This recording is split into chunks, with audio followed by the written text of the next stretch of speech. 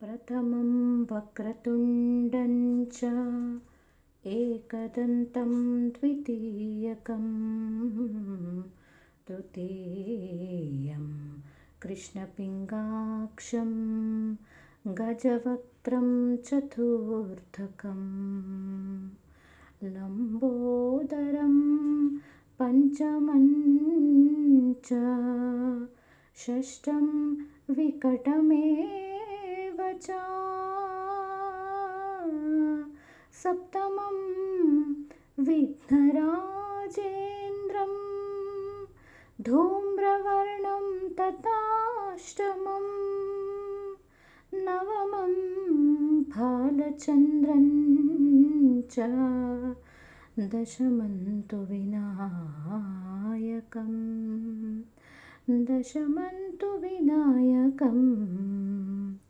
एकादशं गणपतिं द्वादशं तु गजाननः द्वादशैतानि नामानि त्रिसन्ध्यं यः पठेन्नरः न च विघ्नभयं तस्य सर्वसिद्धिकरं प्रभो नमो नमः आ आ आ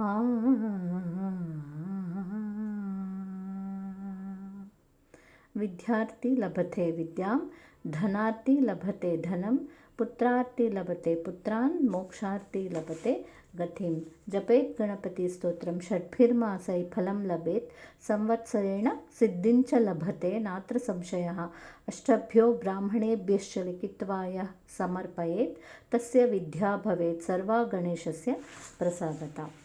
ನಮಸ್ಕಾರ ಎಲ್ಲರಿಗೂ ಯೇಸು ಪ್ರಪಂಚಕ್ಕೆ ಸ್ವಾಗತ. ನಾನು ಸುಮಾ. ನೀವೆಲ್ಲ ಹೇಗಿದ್ದೀರಾ? ನಾನು ಚೆನ್ನಾಗಿದ್ದೀನಿ. ಇವತ್ತು ಸಂಕಷ್ಟ ಚತುರ್ಥಿನ ನಾವು ಯಾತಕ್ಕೋಸ್ಕರ ಆಚರಣೆ ಮಾಡಬೇಕು, ಎಷ್ಟು ಮಹತ್ವ ಇದೆ, ಎಷ್ಟು ಇಂಪಾರ್ಟೆನ್ಸ್ ಇದೆ, ಎಷ್ಟು ಒಳ್ಳೆಯದಾಗುತ್ತೆ ಅದರಿಂದ ನಾವು ಅನ್ನೋದನ್ನು ತಿಳ್ಕೊಳ್ಳೋಣ. ಇಷ್ಟೊತ್ತು ನಾನು ಹೇಳಿದ್ದ ಶ್ಲೋಕ ಸಂಕಷ್ಟ ನಾಶನ ವ್ರತದ್ದೇ ಅವತ್ತಿನ ದಿನ ಹೇಳಬೇಕಾಗಿರೋ ಒಂದು ಶ್ಲೋಕನೇ ನಾನು ಹೇಳಿದ್ದು. ಇದನ್ನು ಹೇಳ್ಕೊಂಡ್ರೂ ಅವತ್ತಿನ ದಿನ ತುಂಬಾ ಒಳ್ಳೆಯದಾಗತ್ತೆ ನಮಗೆ.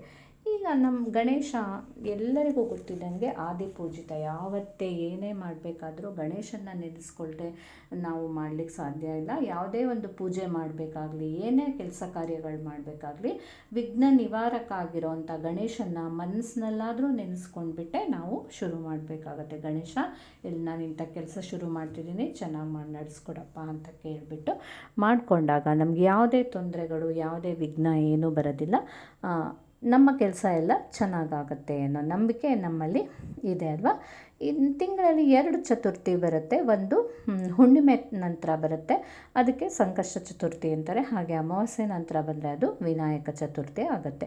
ಈಗ ಸಂಕಷ್ಟಹರ ಅಂದರೆ ಏನು? ಕಷ್ಟನೆಲ್ಲ ಪರಿಹರಿಸೋನು, ಕಷ್ಟಕ್ಕೆ ಮುಕ್ತಿ ಕೊಡೋನು, ಸಂಕಟಕ್ಕೆ ಪರಿಹಾರ ತಿಳಿಸೋನು ಅಂತ. ಸೊ ಅದಕ್ಕಾಗಿಯೇ ಈ ವ್ರತಕ್ಕೆ ಸಂಕಷ್ಟಹರ ಗಣಪತಿ ವ್ರತ.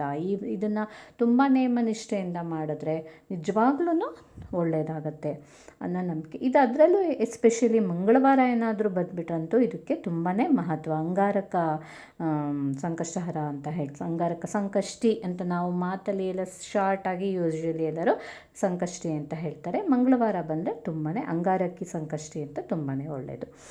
ಹಾಗೆ ಇದಕ್ಕೆ ಬರೀ ನಾವು ಸುಮ್ಮನೆ ಈಗ ನಡ್ಕೊಂಡು ಬಂದಿರೋದಿಲ್ಲ ಅಲ್ಲ, ಇದು ತುಂಬ ಪೌರಾಣಿಕ ಹಿನ್ನೆಲೆ ಸಹ ಇದೆ. ಎಷ್ಟೋ ಕಥೆಗಳು ಇದರ ಜೊತೆ ಸೇರಿಕೊಂಡಿದೆ. ಇವತ್ತಿನ ದಿನವೇ ಶಿವ ತನ್ನ ಮಗ ಗಣೇಶನ ಎಲ್ಲರಿಗಿಂತ ಸರ್ವರಿಗಿಂತ ಶ್ರೇಷ್ಠ ಅಂತ ಹೇಳಿಬಿಟ್ಟು ಘೋಷಣೆ ಮಾಡಿದ್ದು. ಎಲ್ಲ ದೇವತೆಗಳಿಂದನೂ ಅವನಿಗೆ ವರ ಸಿಕ್ಕಿ ಅವನು ತುಂಬ ಬಲಾಢ್ಯ ಆಗಿದ್ದು ಇವತ್ತೇ.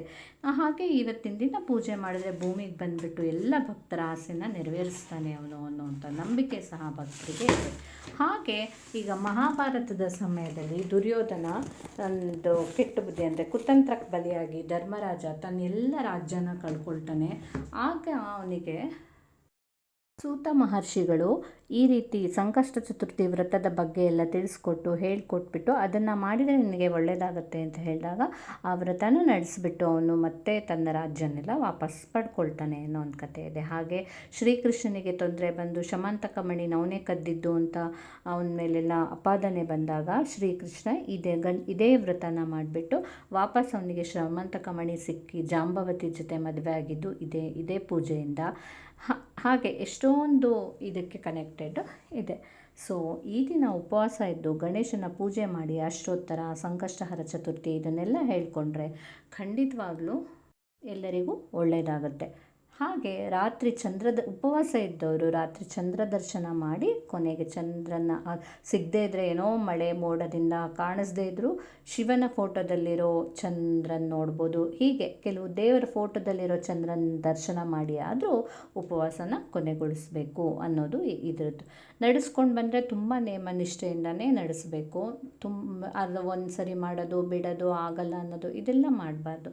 ನಡೆಸಿದ್ರೆ ಕರೆಕ್ಟಾಗಿ ನಡೆಸ್ಕೊಂಡು ಬಂದುಬಿಟ್ಟು ಮಾಡಿದರೆ ನಿಜವಾಗ್ಲೂ ಇದು ತುಂಬಾ ಒಳ್ಳೆಯ ಫಲಪ್ರದವಾದ ಪೂಜೆ ಅಂತ ಹೇಳ್ಬೋದು ಈ ಸಂಕಷ್ಟ ಚತುರ್ಥಿ. ಖಂಡಿತ ಇದು ಮಂಗಳವಾರ ಬಂದಾಗ ಶುರು ಮಾಡುವಾಗಲೂ ಅಷ್ಟೇ, ಯಾರಾದರೂ ಹೊಸದಾಗಿ ಸ್ಟಾರ್ಟ್ ಮಾಡೋರಿದ್ದರೆ ಮಂಗಳವಾರ ಬಂದಾಗ ಏನಾದರೂ ಈ ಪೂಜೆನ ಸ್ಟಾರ್ಟ್ ಮಾಡಿದರೆ ಅವರಿಗೂ ಸಹ ತುಂಬ ಒಳ್ಳೆಯದಾಗುತ್ತೆ. ಈ ಸಂಕಷ್ಟಹರ ಶ್ಲೋಕದಲ್ಲೇ ಹೇಳಿರೋ ಹಾಗೆ ವಿದ್ಯಾರ್ಥಿಗಳಿಗೆ ವಿದ್ಯೆ, ಧನಾರ್ಥಿಗಳಿಗೆ ಧನ, ಹಾಗೆ ಮೋಕ್ಷಾರ್ಥಿಗಳಿಗೆ ಮೋಕ್ಷ ನೀಡುವಂಥ ಅತ್ಯಂತ ಫಲಪ್ರದವಾದ ಈ ಸಂಕಷ್ಟ ಚತುರ್ಥಿನ ಆಚರಣೆಯಿಂದ ಎಲ್ಲರಿಗೂ ಶುಭವಾಗಲಿ. ಯಾರಿಗೆ ಏನಾದರೂ ಅವ್ರ ಮನಸ್ಸಿನಲ್ಲಿ ಕೋರಿಕೆ ಇದ್ದರೆ ಅದನ್ನು ಮಾಡಬೇಕು ಅಂತ ಕೇಳ್ಕೊಂಡು ಮಾಡಿದರೆ ಗಣೇಶ ಖಂಡಿತ ಒಳ್ಳೇದು ಮಾಡ್ತಾನೆ ಅಂತ ನಾವು ಅಂದ್ಕೊಳ್ಬೋದು. ಯಾರಿಗಾದರೂ ಇದು ಇಷ್ಟ ಆಗಿದ್ದರೆ ಖಂಡಿತ ಲೈಕ್ ಮಾಡಿ, ಶೇರ್ ಮಾಡಿ, ಕಮೆಂಟ್ ಮಾಡಿ.